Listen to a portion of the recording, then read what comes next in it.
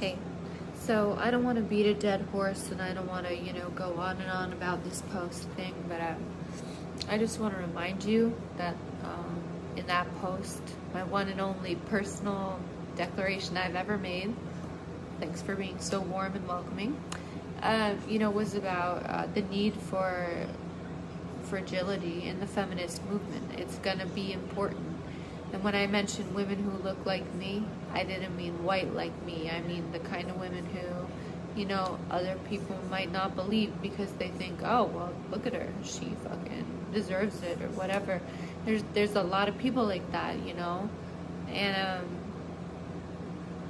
I just think it's sad that the women I mentioned about, whether they sing about dancing for money or whatever, the same stuff, by the way, that I've been singing about and chronicling for 13 years. That's why I'm in that echelon. Yes, they are my friends and peers and contemporaries. The difference is when I get on the pole, people call me a whore. But when Twigs gets on the pole, it's art. So, I'm reminded constantly by my friends that lyrically there are layers and complicated psychological, factors that play into some of my songwriting. But I just want to say,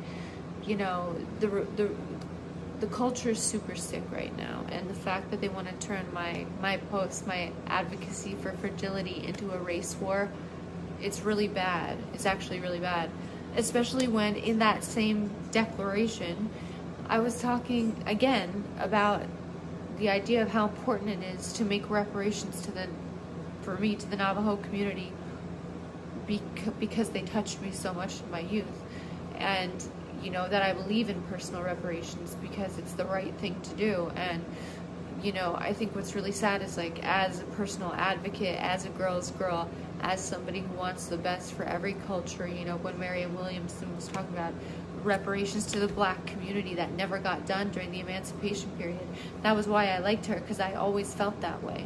So I just want to say to all of the other women out there who are like me, good girls, good intentioned, who get fucked up the ass constantly by the culture just because you say what you really mean. I'm with you, and I feel for you, and I know that you feel for me, and I'm super strong. You can call me whatever.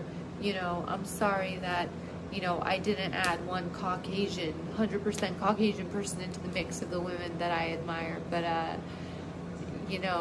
it really says more about you than it does about me. And I think that what's interesting is the very first time I decide to tell you anything about my life, or the fact that I'm writing books that chronicle that fragility, that 200,000 hateful, spiteful comments come in, and my phone number leaked, and comments like, you fucking white bitch,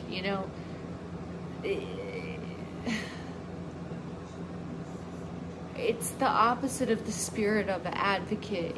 It's what causes fragility, but it's not gonna stop me, period. So I just want to say, nobody gets to tell your story except for you, and even if that means it's kind of messy like this along the way, because unfortunately, when you have a good heart, it doesn't always shine through, and you trudge on anyway. You make those personal reparations to heal your own family karmic lineage and the sickness of this country. Domestic abuse, mental health problems is the second epidemic that's arising out of this pandemic. It's a real thing. That's what I was talking about. So, as ever, I'm grateful that my muse is still here, and that I have, over the last 3 years, been blessed to have the insight and ability to channel 2 books worth of beautiful poems. And, I think my new record, Chemtrails Over the Country Club, is special as well. And, I'm sorry that a couple of the girls I talked to, who were mentioned in that post, have a super different opinion of, my insight, and especially because we've been so close for so long. But it really, again, makes you reach into the depth of your own heart and say, well, am I good intentioned? And of course, for me, the answer is always yes. I barely ever share a thing. And this is why, you know. And the reason why I'm making this post, and I know it seems a bit much, right? But there are women out there like me who have so much to give and, you know, don't quite get to the place spiritually or karmically where they're supposed to be, because there are other women who hate them and try and take them down, whether in my case it's certain alternative singers or, you know, malintended journalists or, you know, men who hate women, you know. But I'm not the enemy, and I'm definitely not racist, so don't get it twisted. Nobody gets to tell your story except for you. And that's what I'm going to do in the next couple of books. So God bless, and yeah, fuck off if you don't like the post.